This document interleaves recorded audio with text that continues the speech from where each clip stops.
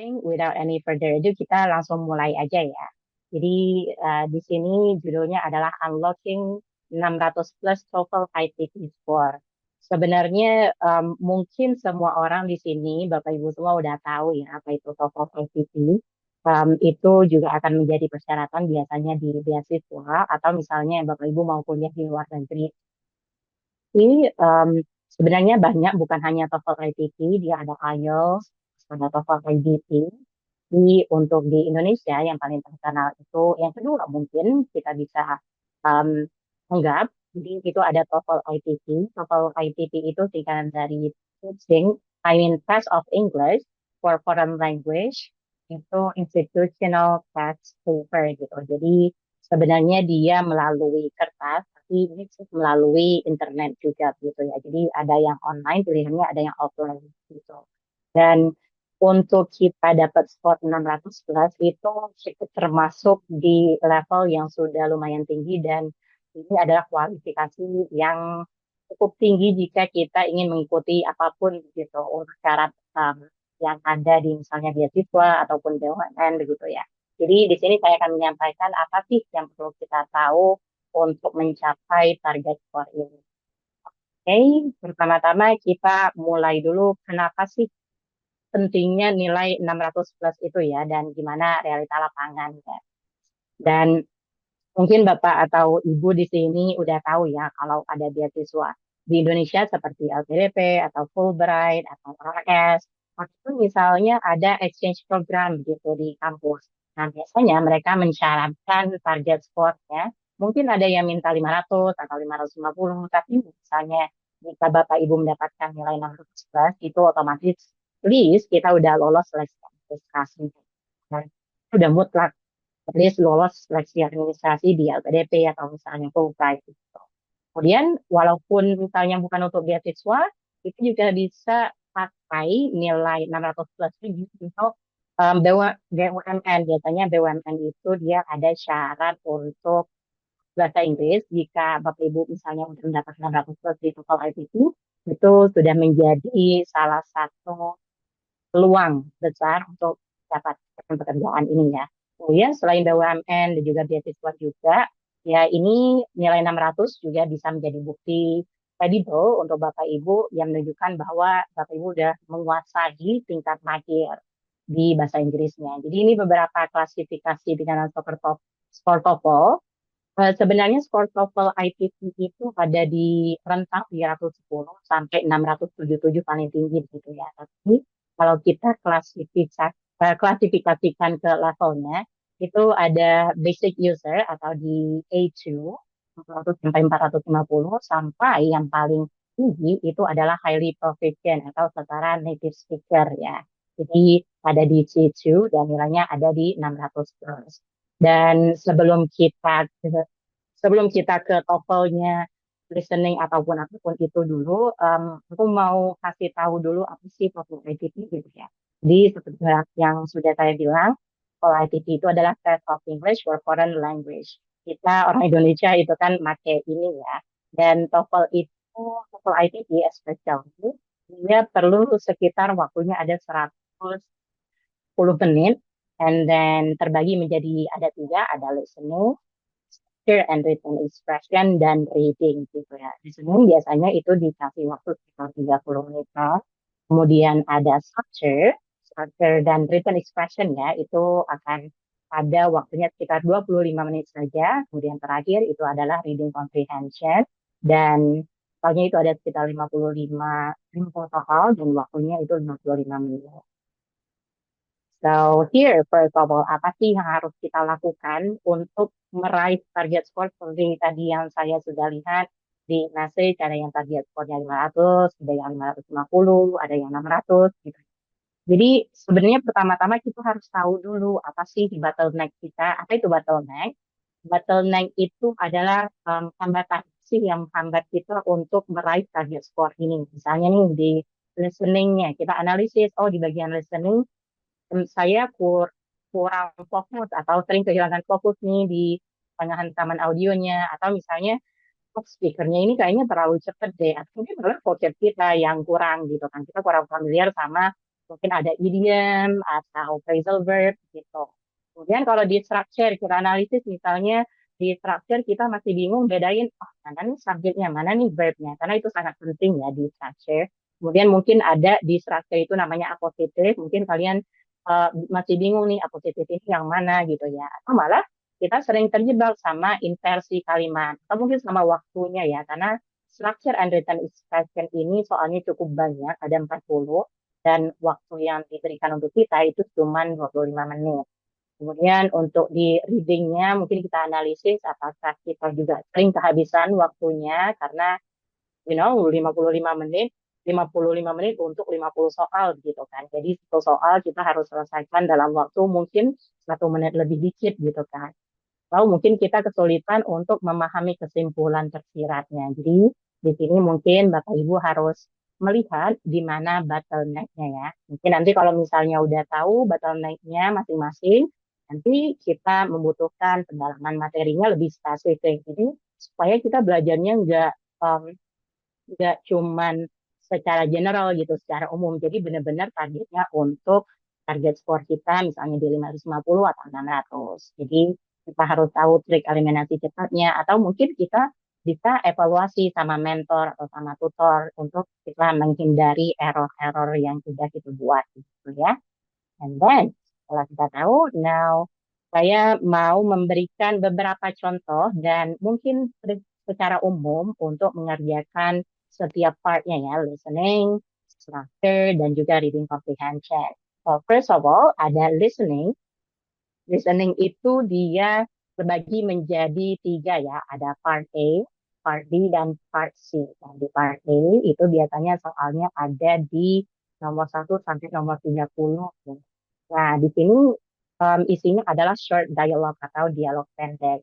Biasanya saya menekankan kepada siswa atau mungkin test taker untuk boost your score, untuk meningkatkan skornya atau mungkin lebih fokus gitu di listening part A. Karena dengan kalian, misalnya nih bottleneck kalian di listening gitu ya.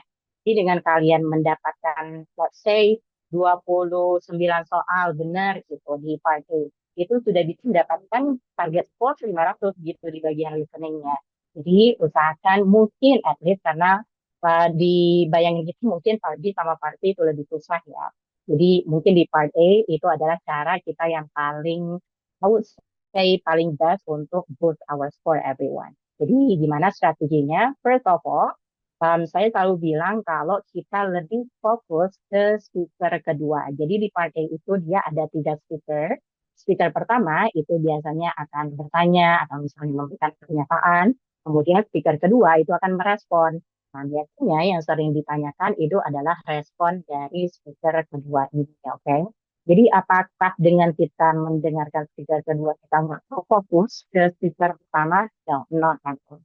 Jadi dari speaker pertama mungkin kita bisa ambil 1 sampai 2 kata kunci aja. Jadi di speaker kedua kita harus memahami. Nah, cara memahaminya gimana? Kita mungkin ambil juga kata kuncinya, tapi kita lebih ke membayangkan juga situasinya everyone. Jadi lebih, makanya tadi saya bilang lebih fokus ke speaker kedua ya.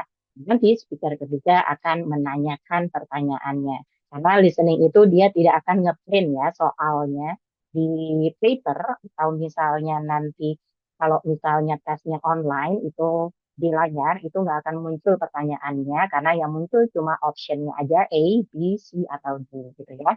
Dan setelah misalnya kita udah fokus nih ke speaker kedua, kita setelah itu kita hindari bunyi ya, bukan kata. Jadi kita hindari suara-suara yang mirip. Misalnya di speaker kedua dia bilang, oh I have an apartment. Gitu. Sedangkan di option nanti ada kata-kata kayak apartment gitu atau department. Nah itu adalah pengecoh bagi kalian. Jadi kalau bisa yang kayak gitu jangan dipilih, oke? Okay? Karena suara-suara yang sama itu nggak mungkin jawabannya kan. Okay? Especially dia akan atau jawabannya itu adalah sinonim everyone atau persamaan kata, oke? Okay? So now coba kita lihat ya contohnya supaya bisa lebih paham materinya. Misalnya nih, ini versi pendeknya ya. Jadi ada kemungkinan di part A itu dia lebih panjang listeningnya. For example here, di speaker pertama bakal bilang, I don't like this painting very much. Misalnya kita nggak dapet nih, oh, I don't get anything. Atau kita dapetin at least satu atau dua kata kunci, misalnya ada kata don't like, oh berarti dia nggak suka painting. Udah, that's all. Itu udah cukup untuk kita memahami ya. Terus di speaker kedua, dia akan bilang, oh, neither do I. So here, neither do I, kita harus tahu expression kayak gini ya. Neither itu berarti dia nggak suka juga, oke? Okay? So, ketika speaker dua bilang, oh, neither do I, berarti kita paham nih, oh, berarti dia suka, dia nggak suka juga paintingnya. Udah, this we understand until that part ya. Dan biasanya pertanyaannya, oh, what does the man mean? Atau bisa jadi pertanyaannya, it could be where, biasanya 5W1H, ada aku, misalnya siapa, atau topiknya tentang apa, percakapannya. Dan biasanya dari speaker kedua kita udah tahu, kalau kita udah paham speaker kedua ngomong apa, kita akan tahu dan kita akan mengerti ini jawabannya yang mana, everyone. And as you see here, tadi dibilang kalau dia juga nggak suka paintingnya, right? Jadi kita tinggal lihat nih di optionnya ya, biar saya sorot di sini. Okay, as you see here, kita lihat ya. Hey, he doesn't know how to paint. Dia nggak tahu gimana painting, gimana melukis. No, right? Jadi nggak pernah ya jawabannya itu sama persis sama audio part ini. Jadi selalu sinonimnya yang dipakai. Makanya kita lihat berapa, he does not like the painting either. Dia nggak suka paintingnya juga. Either itu artinya kayak ya sama-sama nggak suka gitu ya. Tapi the answer is indeed this one. Okay. Biasanya kalau kita udah paham nih speaker keduanya ngomong apa, dan sebelum dia ditanyakan, kita udah tahu biasanya jawabannya apa. Tapi bukan berarti kita nggak ngedengerin pertanyaannya apa ya, selalu dengerin pertanyaannya apa, oke? Okay? And that's it for listening part A. Jadi ingat, fokus ke speaker kedua, lebih fokus ke speaker kedua, kemudian hindarin suara-suara yang mirip, kemudian tahu beberapa expressionnya, mungkin ada idiom, atau ini tadi namanya negative expression, ekspresi-ekspresi negatif gitu. And then next we have part B. Part B itu biasanya soalnya ada di 31 sampai 37 atau 38. Jadi biasanya audionya ada dua ya. Tadi part A itu satu audio, satu soal. Nah, kalau part B dia satu audio ada sekitar 3 sampai 4 soal gitu lah ya. Jadi bagaimana nih? Jadi audionya bakal panjang, kemudian pertanyaannya ada 3 sampai 4 soal. How to do that, right? Jadi biasanya kalau misalnya TOEFL itu pasti ada direction, right? Ada arahan. Nah, biasanya saya akan pakai arahannya itu waktu si audio itu mengungkapkan arahannya, saya akan pakai waktu itu untuk analisis apa sih topiknya, apa sih pertanyaannya nanti. Nah, gimana kita tahu pertanyaannya? Kita bisa lihat di option. Jadi misalnya nih di nomor 31 sampai 34, kan pasti ya cuma 3 sampai 4 soal. 31 sampai 34 itu dia nanyanya apa. Jadi biasanya saya pakai metode 5W1H gitu. Jadi, oh ini kayaknya nanya who gitu, nanya siapa. Oh ini kayaknya nanya where gitu, di mana. Atau ini nanyanya when, kapan. Nah, here dengan kita tahu at least pertanyaannya apa, misalnya who. Oh, ini nanti di audionya aku cuma fokus ke siapanya, atau ke di mananya gitu. Karena the audio nanti itu bakal in order. In order maksudnya secara kronologis gitu ya. Jadi di awal-awal itu biasanya pertanyaan untuk nomor 31, terus di tengah-tengah pertanyaan untuk nomor 32. Jadi kita cukup follow along. Setelah kita tahu nih apa yang harus kita fokuskan, oh siapa sama kemana sama kan misalnya, alright, that's all. Terus setelah itu kita akan fokus follow along atau mengikuti audionya. Dia akan berbeda dengan part A, part B itu isinya sama persis dengan jawabannya nantinya everyone. Oke, okay? So coba kita lihat dulu contohnya ya dari long conversation. Jadi dia dialog juga tapi lebih panjang di sini. Kita lihat di sini. Have you decided on a topic for your history research paper, Sarah? Makanya di awal-awal kita juga perlu fokus everyone. At least kita tahu, oh ini topiknya tentang apa sih gitu. Dan when you see it, kita ambil beberapa kata kunci. Oh, ini kata kuncinya adalah history research paper. Oh, lagi ngomongin paper riset, right? Kemudian speaker kedua bakal bilang, oh, not that, Professor. I'm torn between California Gold Rush and the building of the Transcontinental Railroad. Apakah harus paham semuanya? Not really. Jadi nggak perlu untuk paham semuanya ya. Oke, ya saya sendiri nggak ngerti, oh apa sih California Gold Rush? Atau at least kalian paham konteksnya. Jadi, oh ini dia oh, nya, right? California Gold Rush atau Transcontinental Railroad. Oh ya, jadi kalau misalnya mau diartiin itu tentang, di California itu sempat ada penemuan emas gitu kan. Kemudian ada building atau pembangunan kereta api gitu ya. Tapi apakah penting kita mentranslate everything? No. Jadi, at least kalian tahu konteksnya gimana. Oh, ini bingung sama dua kata. That's it. Kemudian bilang, oh, both are excellent. The railroad has far more primary sources available in our library archives. So, di sini pas dia bingung, katanya, oh, railroad itu lebih banyak source-nya. Sebenarnya ini script audionya masih setengah ya. Kalau misalnya kalian dikasih audionya udah full, mungkin nanti sebenarnya cara saya fokus untuk ke jawaban itu biasanya saya akan fokus ke dua soal langsung. Jadi misalnya di nomor 31 itu pertanyaannya who, di nomor 32 itu pertanyaannya let's say purpose-nya, tujuannya. Jadi saya akan fokus di awal-awal dua dulu. Jadi kita harus tahu kapan move on-nya everyone. Jadi misalnya kita udah fokus di yang pertama, di option itu biasanya kita bisa lihat ya, kita bisa pakai sistem checklist pas kita ngedengerin audionya. Jadi you see here, kalau misalnya anggaplah kita belum tahu nih pertanyaannya apa. You see in apa? It is too difficult to research in one semester. Oh, kan nggak ada kan ngomongin itu tadi. Jadi kita bisa aja kita skip gitu. Kita change it to biology topic, kita bisa skip karena nggak diomongin kan tadi. Sebab ini kita belum tahu pertanyaannya apa ya. Terus ada there are more archival resources for the railroad topic. Jadi lebih banyak sumber arsipnya tentang railroad topic. Ada kan disebutin. Jadi kita bisa checklist dulu gitu sebelum kita tahu pertanyaannya. Karena kan nanti pertanyaannya itu akan muncul setelah audionya semua terputar dan audionya akan menanyakan tentang 31, 32, lanjut sampai terakhir. Gitu ya. Jadi pas kita checklist, kita akan confirm nanti di pertanyaannya. And by the way, untuk part D dan part C itu kan katanya oh ada yang bilang misalnya nggak boleh nyoret gitu di kertas atau bagaimana gitu. Sebenarnya kalau online itu bisa ya. Jadi biasanya kita disuruh atau boleh untuk menyiapkan kertas coretan gitu. Dan nanti mungkin ada spectator gitu atau pengawas, kita tinggal robek aja di akhir. Kalaupun offline, kita bisa minta gitu kertas coretnya. Kalau misalnya itu biasanya tergantung lembaga. And as far as I experience it, semuanya membolehkan gitu. Pakai kertas coretan. Yang boleh itu kita nyoret di kertas soalnya ya. So here, kita lanjut lagi. Ini pertanyaannya. What does the professor suggest about Sarah's topic? And all in all, everyone, kita harus tahu nanya saya mereka ini baik listening, reading, ataupun structure. Jadi at least kita semua udah punya basic knowledge of English-nya.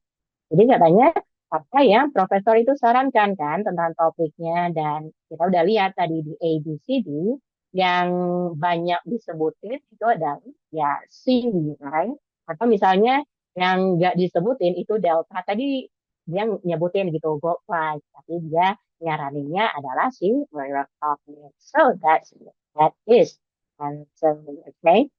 And that is for part B. Sekarang kita coba lanjut ke part C. Jadi part C ini sebenarnya sama aja kayak part C, tapi bedanya dia monolog atau satu orang aja yang ngobrol gitu. Misalnya ada tour guide atau si ada tutor atau misalnya dosen gitu ngomong sama mahasiswanya. Nah, biasanya dia akan ngasih sama 3 sampai 4 soal juga dan audionya itu biasanya cuma 3. Kalau Fardi itu ada 2 audio nanti, kalau Farsi itu ada 3 audio dan satu monolog itu pasti ada sekitar 3 menitan everyone. Jadi bayangin kita harus ngedengerin 3 menit orang ngomong dan dia akan menanyakan 3 sampai 4 soal tentang itu, right? Kita biasanya ngobrol sama orang aja kita lupa-lupa gitu kan.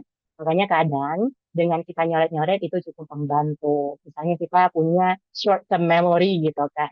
Kayak ingatan kita nggak terlalu panjang. So, actually scratch paper itu lumayan membantu. So, untuk parsi gimana caranya? Yang pertama, lagi-lagi sebenarnya 5W1H, pas di pasti direction kita nebak dia nanya apa, itu cukup membantu juga. Di here, I want to tell you, kalau misalnya Paksi itu di awal-awal itu sangat penting kita dengarkan karena di kalimat pertama akan diberikan topik everyone, okay? Jadi topik ini akan sering ditanyakan di awal-awal di nomor let's say nomor 39 gitu, biasanya akan menanyakan topiknya. Ini topiknya tentang apa sih? Makanya please pay attention to the first part of part C, okay, of the monologue gitu. Terus lagi-lagi 5W1H-nya who-nya siapa yang ngomong misalnya. Atau biasanya ada kata-kata, kalau misalnya ada kata-kata yang penting, biasanya monolognya akan mengulang gitu. Jadi akan mengulang pertanyaannya, ini like mengulang kata-katanya, oke. Atau biasanya ngasih definisi, bisa juga. Atau biasanya ngasih contoh, oke. Jadi kita bisa lebih fokus di sana. Dan cara kita memahami konteksnya lagi, kita coba perhatikan transition word. Transisi ini kayak misalnya ada kata however, meskipun, begitu. Atau misalnya ada kata although, ada kata let's say but, begitu. Itu diperhatikan juga. Jangan lupa kita juga here, at least kita coba bayangkan juga ya everyone. Karena kalau misalnya kita nggak dapet feel-nya, juga kita nggak bakal paham gitu kan dia ngomong apa. Misalnya nggak dapet sama sekali ngomong apa, well, that's it. Kita paling akan cuma bisa bergantung sama beberapa kata kunci gitu ya. Jadi mungkin coba kita lihat ke contoh soalnya ya untuk this academic talk atau monolog. See here. By the way, strateginya masih sama kayak Parsi ya. Kita follow along. Jadi kita akan mengikuti di awal bagaimana sambil melihat option di soalnya. Jadi option di soalnya kita lihat at least dua soal langsung gitu. So you see, today we will examine the survival strategy of the microscopic water bear or tardigrade. Katanya. Ini kan line-line awalnya. Kalau mau lebih banyak, dipahami nanti boleh juga. Jadi kita lihat di sini katanya, oh ini bakal membahas strategi survival atau strategi bertahan hidup yang dilakukan oleh water bear atau tardigrade. Tardigrade itu kayak hewan gitu ya. Jadi dia hewan mikroskopik kecil kayak ulat gitu, tapi bukan ulat. Jadi biasanya dia dijuluki water bear gitu ya, atau beruang air. Oh, mungkin kalau misalnya kita nggak tahu ya udah gitu, it's okay. You don't need to think too much about it. Yang penting kalian tahu, oh ini adalah water bear tardigrade, that's it gitu ya. Yang penting kita tahu konteksnya, oh ini ngebahas strategi bertahan hidupnya. Jadi kita harus nggak melulu apa ya tahu semua hal tentang audionya, oke? Okay? At least you know the context, that's it. Terus dibilang, this organism katanya survive extreme environments by entering a state of cryptobiosis. Hey, hal-hal kayak gini kita harus kami, oke, okay? Oh ada cryptobiosis, terus dikasih definisi juga kan, which is a state of extremely low metabolic activity. Oke, okay, cryptobiosis itu adalah ya kata-katanya extremely low metabolic activity atau aktivitas metabolisme yang sangat rendah gitu ya. Oh ya udah nggak usah ditranslate aja, yang penting ada kata-kata extremely low metabolic activity. Ambil kata-kata kuncinya, oke? Okay? Karena di sama Pak Si ingat selalu sesuai kata-katanya, oke? Okay? Jadi selalu sama kayak di option. Walaupun nggak semuanya, tapi mostly itu sama ya. Jadi kita nggak perlu pusing-pusing nyari sinonimnya kayak part A, oke? Okay? So here, kita lihat pertanyaannya. According to the speaker, what is cryptobiosis? Jadi pertanyaannya mirip-mirip sama part B juga, 5W1H. Jadi, udah, karena kita udah tahu tadi cryptobiosis adalah extremely low metabolic activity. Dan di sini ada gitu kan kata-katanya, state of extremely low metabolic activity. And that's it, everyone. Jadi, part B dan part C, dan kita follow along sambil kita fokusin ke 5W1H-nya.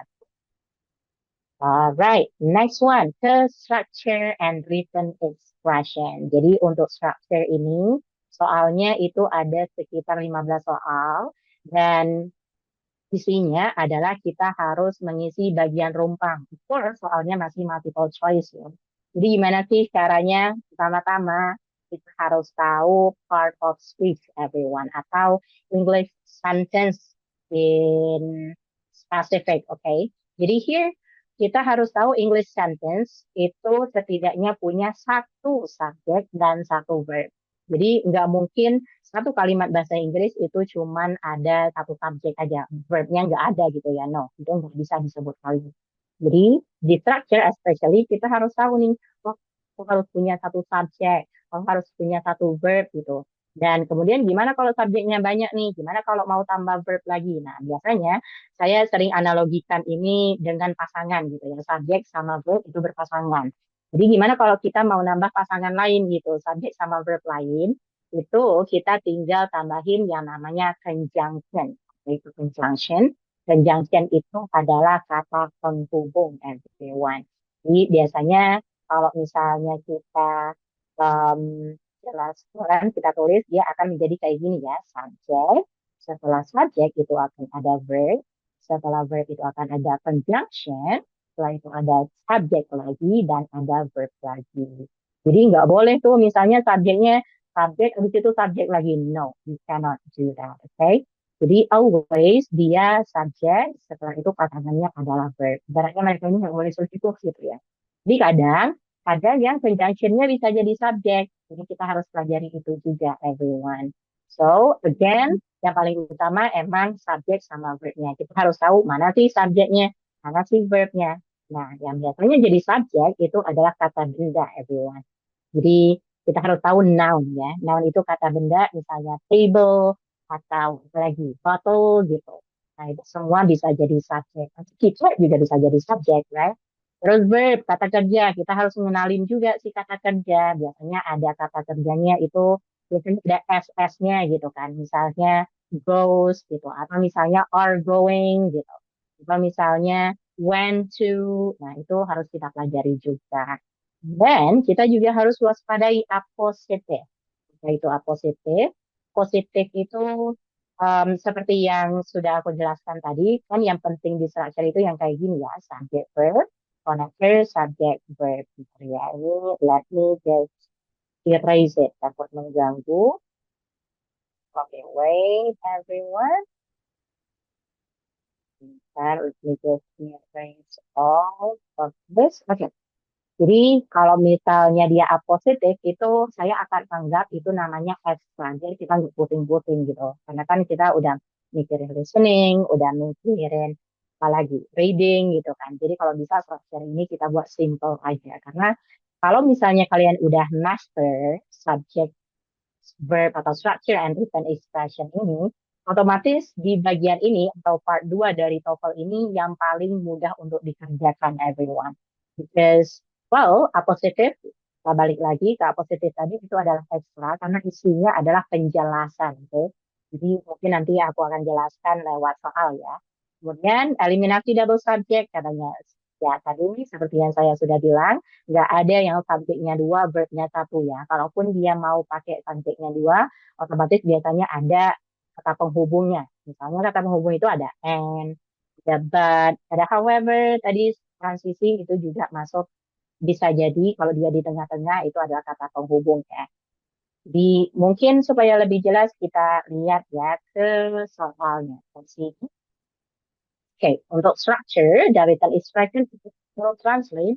I would suggest everyone karena waktu kita cuma 25 menit untuk 40 soal, nggak usah ditranslate. Jadi structure ini sebenarnya kalau udah tahu subjek sama verbnya atau mungkin beberapa kata kuncinya, it's enough. Jangan ditranslate semuanya, nanti waktu kita habis everyone. Jadi coba kita lihat ya. Baca dulu dari awal sampai akhir, oke? Okay? The planet Mercury, blah, blah, blah, complete rotations during every two trips around the sun. Oke, okay. You see? Biasanya di awal-awal dia adalah subjeknya langsung. Jadi kalau di awal ini nggak ada on, nggak ada at, atau kata depan biasanya kita sebut, ya udah langsung jadi subjek of course. Jadi ini adalah subjeknya. Kemudian kita lihat ke belakang. Jadi nanti dulu kita pikirin blanknya ya. Kita lihat ke belakang ada complete rotation. Oke, complete rotation mungkin kalian bisa ngira ini complete-nya kata kerja ya. Tapi kan complete ini Mercury satu. Complete biasanya kata kerjanya ada S-nya, right? Berarti ini cuma penjelas dari rotation-nya. Udah, yang penjelas-penjelas kayak gini kita anggap ekstra aja, gak usah dipikirin. During, ada kata depan setelahnya kata benda atau apapun itu, anggap semuanya X. Jadi dari si sampai akhir itu semua everyone. So ternyata kita cuma punya subject, that's it. Tadi dibilang kan, kalimat bahasa Inggris itu setidaknya punya satu subjek dan satu verb everyone. Jadi karena dia cuma punya satu subjek, kita kekurangan verbnya. Ya, kita cari mana nih yang isinya verb atau kata kerja. Kalau yang A, free complete, maka ada kata kerjanya. B, complete, ada S-nya. Itu kata kerjanya, right? That's it. Kan lebih mudah untuk kita kalau kita nggak pakai translate, right? Kalau kita tahu, oh ini subjeknya udah ada nih, nanti kurang verbnya aja. Itu kita translate is okay. Right? Yang lain nggak ada kan? Fleeting di sini mungkin kalian mengira ini verb ya, tapi bukan. Kalau kalian melihat ada ing terus sendiri itu bukan kata kerja. Oke, dia kata sifat saja. Alright, next one. Ada here Franklin Delano Roosevelt. Ada koma nih dua. Oke.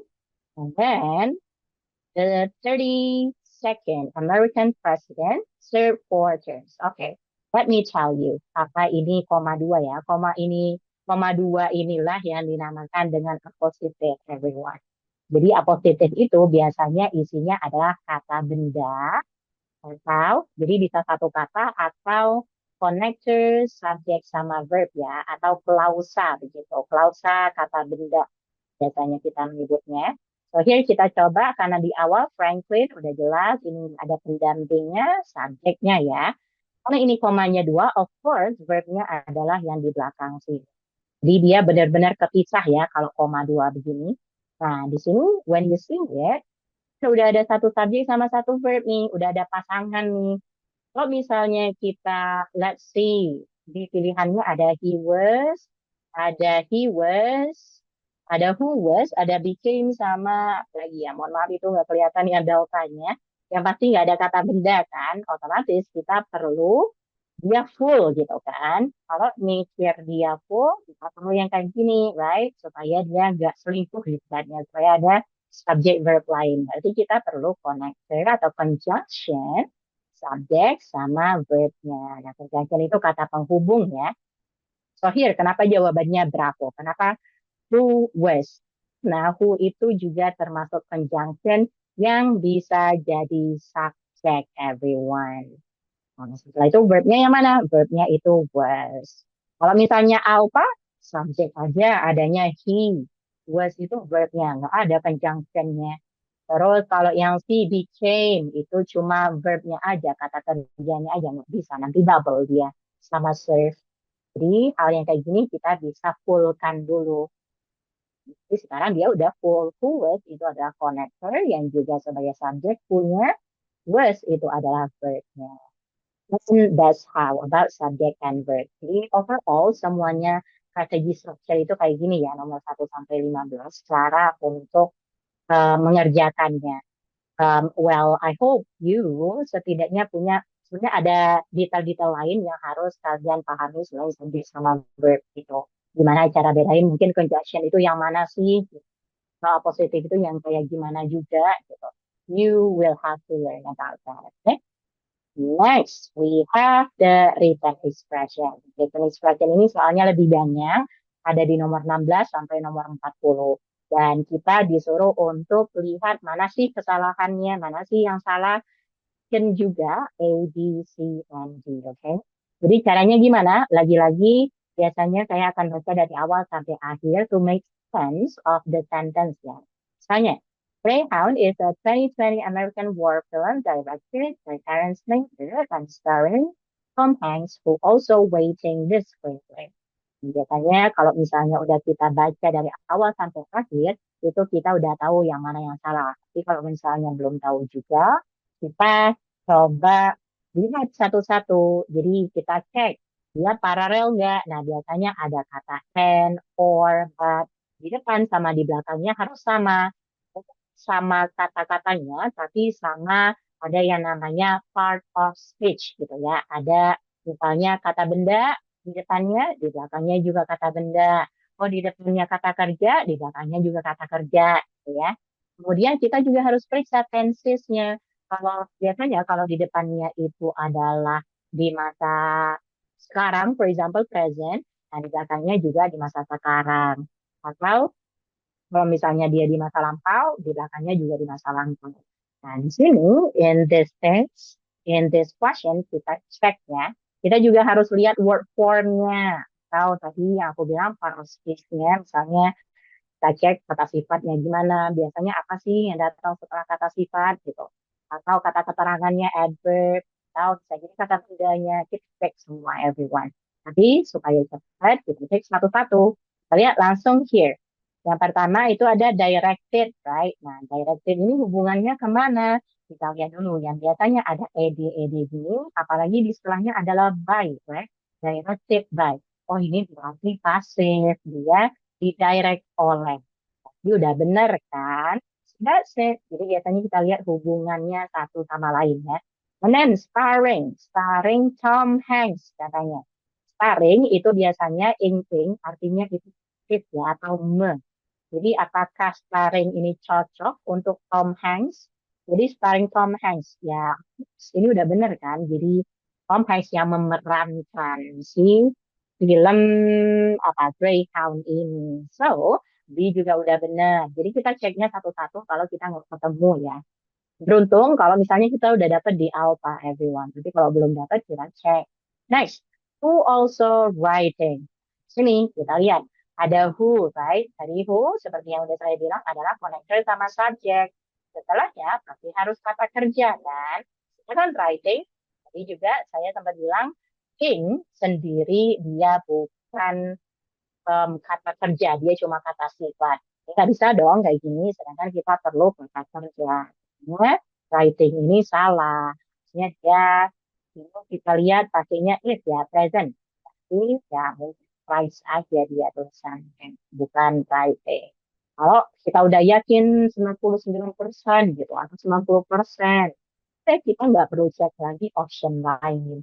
Jadi ada baiknya kalau misalnya kita cek semua ya. Tapi kalau misalnya emang waktunya gak cukup lagi, udah gitu cari yang benar-benar menurut kalian salah. Gitu ya.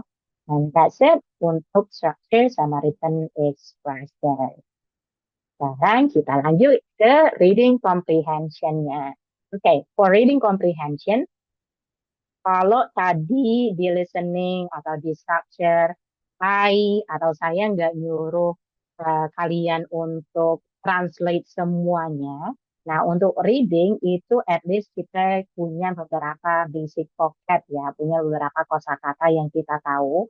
Karena ya of course kalau kita baca kita harus memahami kan ya. Jadi udah susah kalau kita nggak tahu apa artinya dikit gitu. Tapi nggak harus di semuanya kok. At least kalian paham, oh ini ngomongin tentang sesuatu yang kayak gini. Okay? And how to do that. Ini cara yang paling general, itu ada yang namanya skimming, terus ada yang namanya scanning, dan context clues. Apa itu skimming? Skimming itu kita disuruh untuk baca kalimat utamanya aja dari setiap paragraf. Biasanya ada di line awal ya, jadi line pertama di setiap paragrafnya. Kalau paragrafnya banyak, kalau misalnya satu paragrafnya, kita baca aja line pertama di awal gitu ya, sekitar mungkin 10 detik gitu. Kemudian ada scanning, kita langsung lihat kata kunci dari pertanyaannya, oke? Dan kita akan tahu nanti jawabannya melalui beberapa konteks clues. Nah, biasanya di sini ini cara saya untuk mengerjakan reading ya. Jadi pertama-tama saya akan baca langsung pertanyaan. Tapi lagi-lagi kita harus mengetahui dia nanya apa ya. Biasanya di awal-awal misalnya dia nanya main idea. Jadi saya akan langsung tanya untuk main idea. Biasanya jawabannya ada di awal kalimat, di line-line awal. Nanti kita bacanya di arah sini. Lichens are unique organisms consisting of symbiotic association between the fungus and an alga. Kalau kita nggak tahu apa itu lichens, at least kita tahu definisinya, right? Dia adalah organisme yang kayak fungus sama alga gitu kan. Oh, berarti ini mungkin tipe-tipe yang jamur gitu ya. Tapi kalau mau ditranslate, lichens itu artinya kayak lumut. And that's it gitu. Jadi tergantung pertanyaannya. Jadi biasanya saya akan lihat dulu pertanyaannya langsung ke soal. Tapi kalau misalnya mau skimming dulu sebelum baca pertanyaan juga boleh juga. Oke. Jadi biasanya saya langsung skimming aja gitu. Kalau mau skimming juga nggak apa-apa. It's okay. Everything is okay as long as it works for you everyone. And then here, kemudian nanti karena dia akan banyak pertanyaan tentang vocabulary atau pertanyaan arti everyone atau pertanyaan detail-detail fakta, lagi-lagi kita harus paham arti dari beberapa kata ya. Kita harus paham kata-kata yang asing nggak apa-apa. Terus kita tahu secara umum ini ngomongin tentang apa gitu.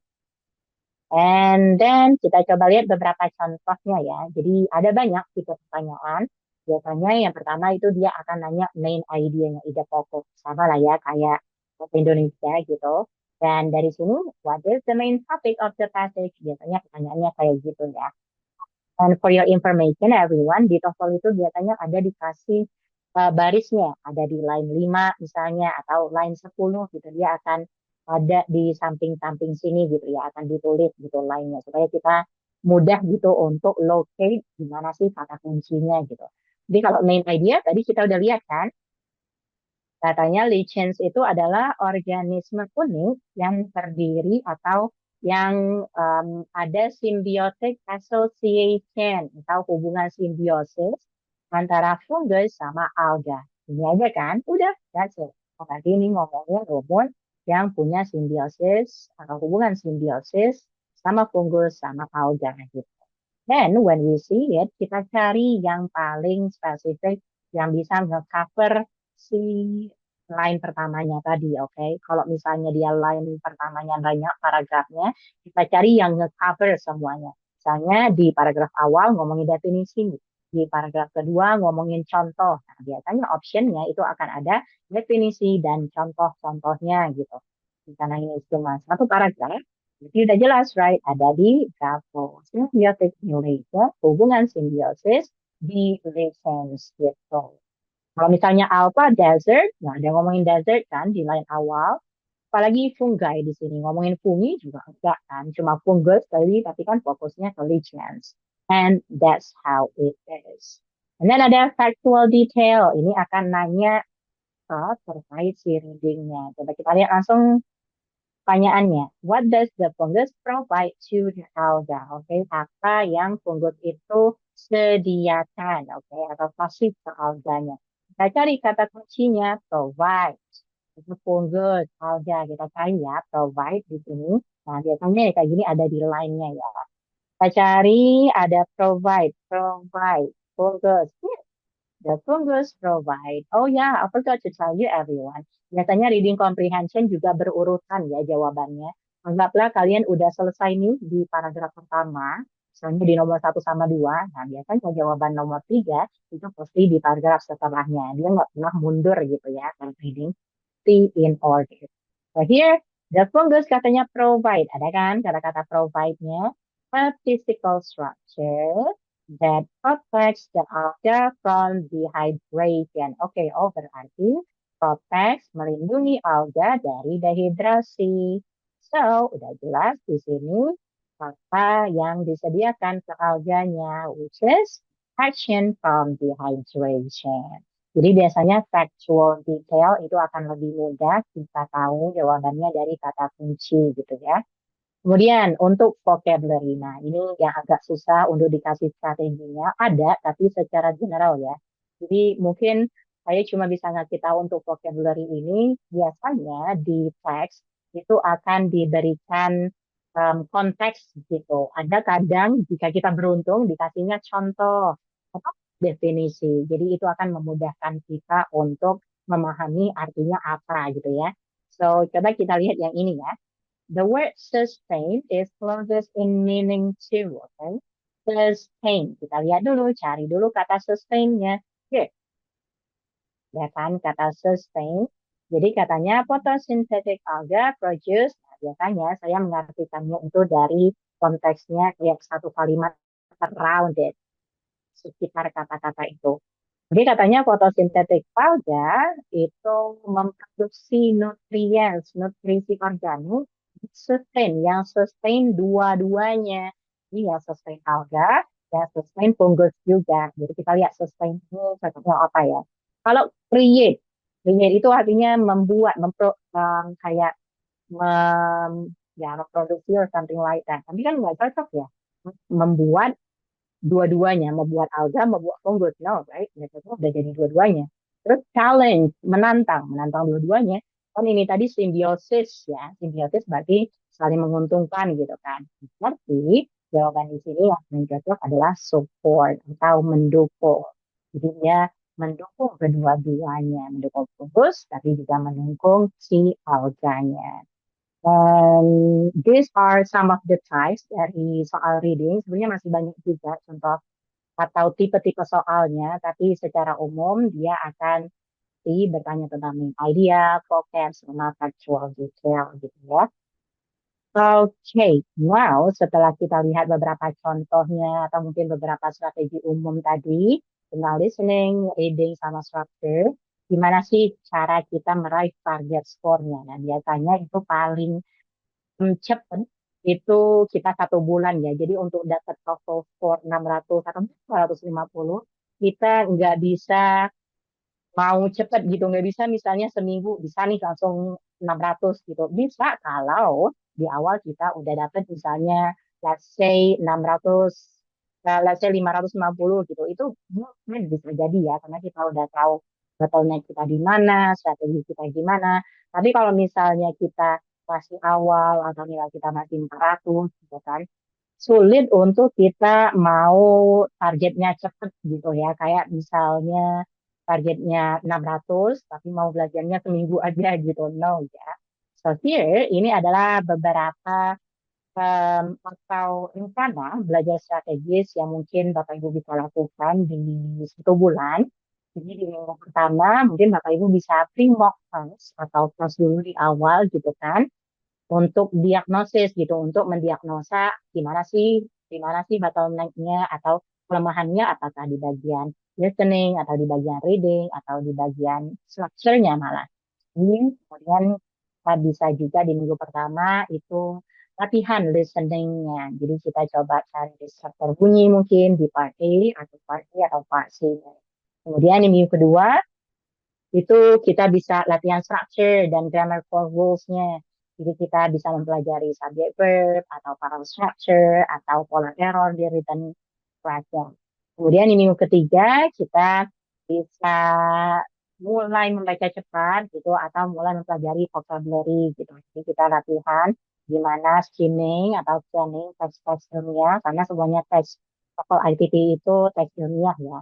Jadi kita juga bisa menargetkan timernya gitu untuk satu soal itu berapa gitu atau satu passage itu bisa 11 menitan gitu ya. Kemudian di minggu keempat itu bisa langsung simulasi secara full, kemudian dan juga setelah itu kita bisa review tuntas errornya. Jadi kita bisa kunci nih target score kita mungkin setelah kita mock test beberapa kali.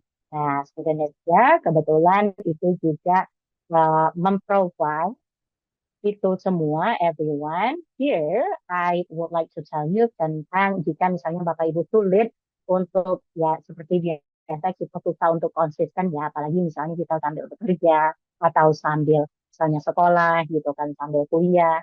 Jadi mungkin Student Indonesia bisa membantu Bapak Ibu semua dengan here, jika Bapak Ibu bisa membuat langkah nyata bersama kami tim Studennesia. Di sini Studennesia menyediakan ada pre-mock test terukur bagi Bapak Ibu semua. Jadi nanti akan juga ada analisis visual mendalam untuk memetakan di mana sih kelemahan spesifik Bapak Ibu gitu di setiap bagian tesnya. Dan juga Studennesia menyediakan mentorship yang fokus ke bottleneck Bapak Ibu semua. Jadi nanti akan diberikan kelas pendalaman materi yang didesain khusus untuk mengupas area kelemahan Bapak Ibu berdasarkan hasil dari tim mock test tersebut. Oke, I think that's all yang bisa saya sampaikan. Jadi jika Bapak Ibu ada pertanyaan silakan nanti di question and answer session gitu ya. Untuk lebih dalam Bapak Ibu bisa lihat di Instagram Sudanesia English Center. Terima kasih. Wassalamualaikum warahmatullahi wabarakatuh. Oke, terima kasih Kak Denny atas pertanyaannya. Saya mungkin akan menjawab berdasarkan pengalaman saya ya. Dan mungkin ini salah satu saran.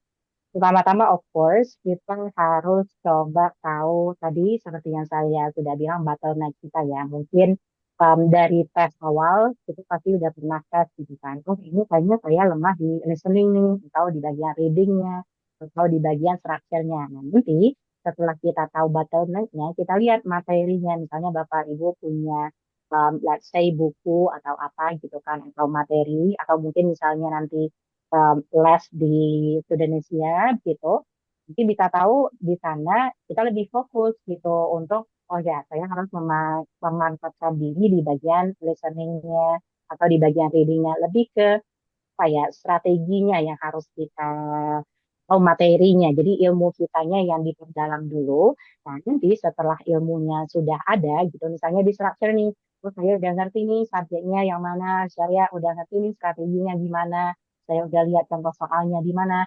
Nah, jangan cuma berhenti di sana saja, jangan cuma berhenti di bagian ilmunya aja. Jadi kita langsung praktikkan ke soal. Nah, sebenarnya yang menentukan target kita atau biasanya bisa menaikkan target nilai kita itu adalah praktek soal. Jadi semakin banyak kita praktek soal, itu akan semakin meningkat nilai kita. Tapi jangan cuma praktek soal aja, of course, ilmunya juga itu and line, inline gitu ya.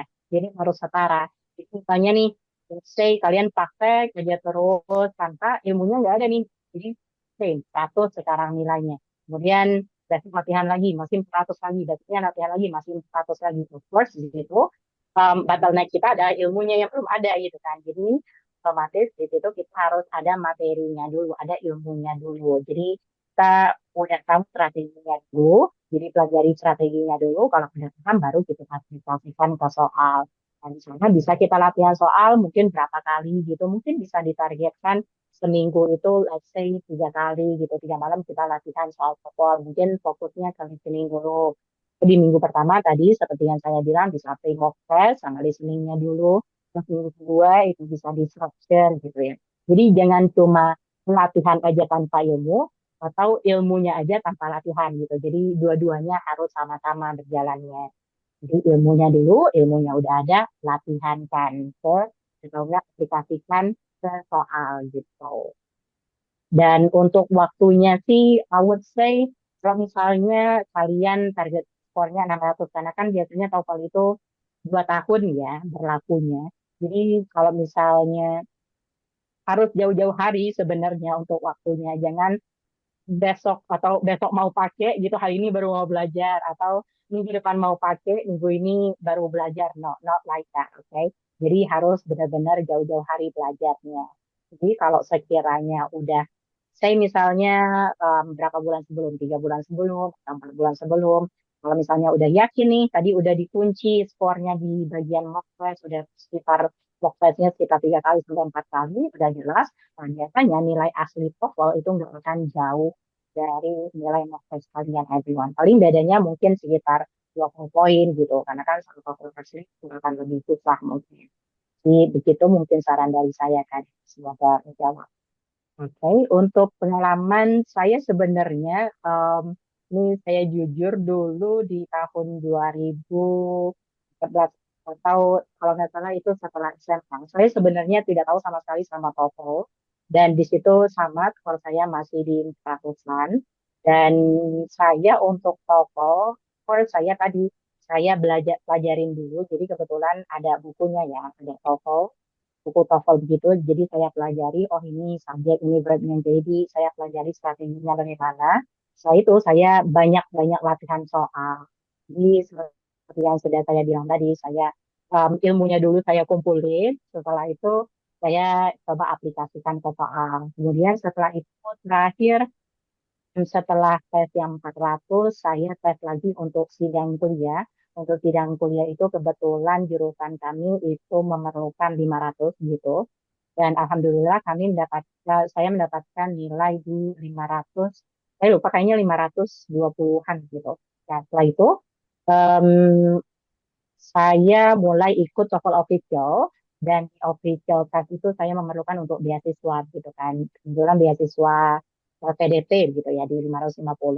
Di situ saya latihan lagi. Jadi saya nggak berhenti kayak di 500 aja. Jadi saya latihan lagi, saya belajar lagi sebulan sebelum, dan saya benar-benar belajar lagi ilmunya, dan juga kebetulan saya ngajar les juga, jadi sambil ngajar saya juga sambil belajar di sana. Dan di sana saya juga dapat nilai itu 580, dan setelah itu terakhir itu di tahun, saya lupa tahun berapa, pokoknya baru-baru ini itu kayaknya 2023 atau 2024 gitu ya.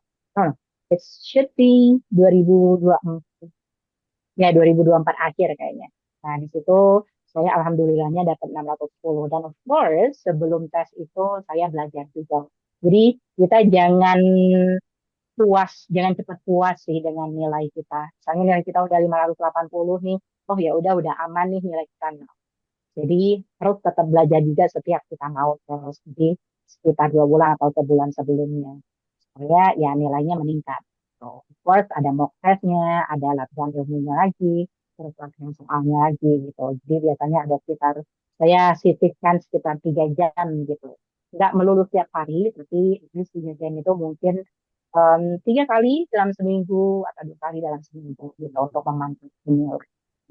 So, kalian, oke. Kalau untuk 400 ke 500 ya, I would say, di situ saya nilai 400 karena saya tidak mengerti sama sekali ya sistem TOEFL itu bagaimana. Oh, listening ini misalnya ngerjainnya kayak gini gitu. Itu bener-bener ngeblank sayanya. Jadi 400 ke 500 itu kalau nggak salah sekitar 2 tahunan. Jadi saya juga pas awal-awal karena merasa TOEFL itu nggak terlalu perlu di awal gitu kan. Jadi saya nggak terlalu belajar, makanya meningkatnya cuma dikit gitu ya, mungkin sekitar berapa, 30 sampai 40 poin gitu kan. Karena lagi-lagi saya di sana kebetulan pas kuliah saya mempelajari bukunya lagi gitu kan, dan meningkat dikit. Kemudian pas di awal dari 520-an ke 580-an itu saya lebih ke latihan banyak sih. Jadi mungkin di listening saya coba dengerin podcast gitu untuk memahami, oh ini ngomongin tentang apa sih. Jadi untuk listeningnya itu bukan cuma ngedengerin memahami saja, tapi saya feel juga. Jadi saya merasakan, oh ini mereka ngomonginnya gimana sih situasinya. Jadi saya coba listening podcast, gitu. Saya coba listening music gitu. Music walaupun nggak terlalu membantu ya, at least bisa membuat saya familiar sama kata-kata bahasa Inggris gitu. Jadi kalau podcast itu lebih hidden. Jadi kalau biasanya saya dengerin podcast, kalau ada waktu luang aja gitu, podcast-podcast yang menarik. Misalnya hobi Bapak Ibu tentang horor gitu, bisa dengerin podcast horor yang bahasa Inggris gitu. Itu cukup membantu. Kalau untuk reading, biasanya saya baca-baca novel gitu kan. Walaupun nggak paham, tapi nanti awal-awal saya lihat di kamus artinya apa gitu. Jadi biasanya kalau udah capek, saya akan langsung skip-skip aja gitu, tapi at least saya ngerti konteksnya. Terus kalau untuk structure, itu karena kebetulan saya ngajar juga, jadi sambil saya ngajar, saya juga belajar. Oh, ternyata saya akan melihat detail-detail kayak, oh subjek yang kayak gini, oh verb itu yang kayak gini, gitu. Jadi mungkin saya belajarnya itu karena saya mengajar juga. Nah, untuk 580 sampai 600 itu, em, kalau nggak salah itu perlu sekitar 580 ke 200. Itu 2 tahun? No, I think 1 tahun deh, karena itu sekitar tahun terakhir 2024. Jadi saya perlu 2 tahun untuk dari 580 ke 610. Itu pure karena saya nggak, karena saya putus aja sih sebenarnya. Tapi kalau misalnya kita belajar terus itu bisa aja 550, 580, misalnya 550 ke 600. Itu kalau misalnya intens itu bisa aja kita cepet dapat 600-nya. Jadi itu tuh saya dapat, maksudnya meningkatnya itu dalam waktu yang agak lama karena saya putus belajar aja gitu. Soalnya saya ngulang terus setiap mau tes gitu. Berdasarkan pengalaman saya, kalau Kalau TOEFL preparation itu lebih murah kan ya dari TOEFL ITP yang official.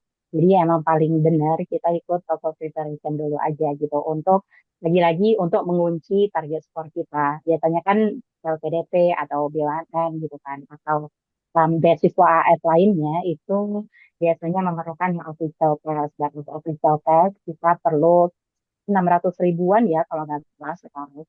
Jadi supaya bisa menghemat uang juga, emang better kita preparation dulu aja gitu. Kalau udah follow gitu misalnya nih kita TOEFL preparation 2 kali atau 3 kali gitu kan nilai kita udah 550 dan sekiranya itu udah cukup. Misalnya udah 600, nah kemungkinan besar kita bisa dapat segitu juga di TOEFL ITC yang officialnya gitu. Jadi agak beda jauh kan harganya. Emang better TOEFL preparation dulu gitu kan. Semoga menjawab ya Kak Zara. Ya, terima kasih. Untuk batas aman skor ya, TOEFL ITP biasanya LPDP dalam negeri itu memerlukan 550 skornya. Jadi jika misalnya mau lolos di tahap administrasinya, everyone, itu setidaknya kalian harus dapat 550 di TOEFL ITP-nya. Anggaplah misalnya kalian berani nih mau, oh TOEFL ITP saya yang official nilainya let's say, oh, by the way, ada juga yang 500 ya. Biasanya untuk kalau nggak salah CSS atau yang TNI itu juga skornya 500. Tapi kalau mau aman, nilainya ya mungkin 570 atau 580 gitu. Tapi kalau udah sesuai skornya, biasanya mereka akan meloloskan kok sesuai seleksi administrasinya. Sini 550 begitu, itu juga sudah aman gitu. Kalau 600 terus itu aman lagi gitu. Jadi kalau dalam negeri itu biasanya 550. Kalau di luar negeri, saya lupa terakhir kayaknya 550 juga deh. Karena LPDP itu secara umum gitu kan ya. Jadi yang memutuskan luar negeri atau dalam negeri kita dapat atau enggaknya itu biasanya lebih ke dengan kampus atau motivation letter-nya gitu. Daripada skornya. Kalau skor itu amannya untuk LPDP adalah 550 ke atas gitu. Saya ingin share pengalaman juga. Dulu sebenarnya saya juga bahasa Inggrisnya benar-benar rendah ya.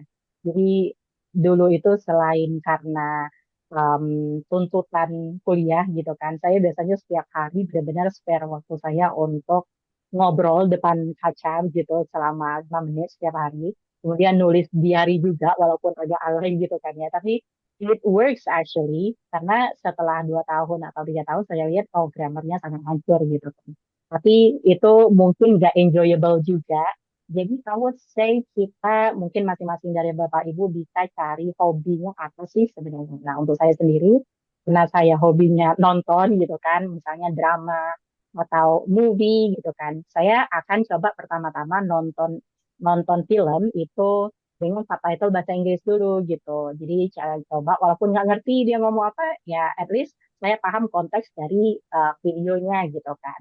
Terus kalau misalnya saya udah mulai paham tanpa subtitle, saya coba nanti seiring waktu saya coba tanpa subtitle gitu kan. Jadi lebih ke mencari apa yang kita suka dulu gitu. Walaupun memang ya namanya belajar pasti ada bosan-bosannya gitu Kak. Jadi ya kalau kita lagi bosan kita istirahat dulu gitu. Jadi untuk saya pribadi saya biasanya cari yang sesuai sama hobi gitu biar sambil sambil melakukan hal yang kita suka sambil kita juga meningkatkan bahasa Inggrisnya. Jadi saya biasanya nonton nonton film gitu kan dengan subtitle bahasa Inggris di podcast karena saya tipenya yang auditory or something like that. Biasanya kita nyebut visual auditory. Jadi saya suka juga dengerin podcast horor gitu tapi yang bahasa Inggris. Terus saya suka selain itu kalau nulis juga saya sebenarnya jarang nulis, tapi saya suka baca novel. Tapi kalau misalnya apapun kalau misalnya ada waktu luang. Jadi lebih ke hobi sih. Jadi mungkin Kak Deni bisa cari apa sih hobi yang Kak Deni suka dan kaitkan itu dengan bahasa Inggris gitu. Jadi mungkin sih beda ya kalau hobinya fisikal agak susah ya kalau pakai bahasa Inggris. Atau lebih ke kalau misalnya kita nggak ada hobi yang bisa dikaitkan dengan bahasa Inggris, mungkin lebih ke memaksa diri kita sendiri sih untuk melakukan sesuatu itu. Jadi contoh misalnya selama seminggu, terus kita lakuin secara rutin, kalau emang bosan, ya udah kita istirahat dulu bentar gitu. Di situ nanti kita lakuin lagi. Jadi jangan apa ya, jangan putus-putus yang benar-benar lama gitu. Misalnya seminggu belajar, habis itu tahun depan lagi itu percuma nanti, right? Jadi lebih ke cari hobinya. Kalau misalnya pun suka untuk asosiasikan hobi kita ke bahasa Inggris, mungkin itu tadi kita benar-benar paksa diri kita sendiri. Karena kalau nggak dipaksa, nggak bakal bisa gimana kita gitu kan. Jadi emang dulu saya juga memaksa diri saya walaupun capek gitu. Jadi setiap hari saya coba ngomong gitu ke cermin sekitar 5 menit, apapun itu. Awalnya nggak bisa. Awalnya cuma ngomong, oh my name is, terus today I go to. Jadi sesimpel daily routine gitu. Sesimpel hari ini ngapain sih gitu selama 30 menit. Selama 5 menit gitu, 5 menit aja. Itu punya 24 jam loh. Jadi untuk ngomong 5 menit harusnya ya bentar gitu. Walaupun kita nggak tahu pokoknya, kita sambil bisa sambil pegang kamus gitu kan. Tahu ya sekarang zaman HP gitu kan, kita udah tahu ya, nyarinya lewat HP gitu. Jadi bisa dulu dirinya gitu. Jadi niatkan dulu ini sebenarnya maunya untuk apa sih? Kalau untuk main-main aja ya kapanpun kita ada waktu luang kita bisa pakai. Jadi kalau untuk benar-benar target skor atau belajar ya itu nggak ada pilihan lain selain memaksa diri kita untuk ya belajar terus gitu.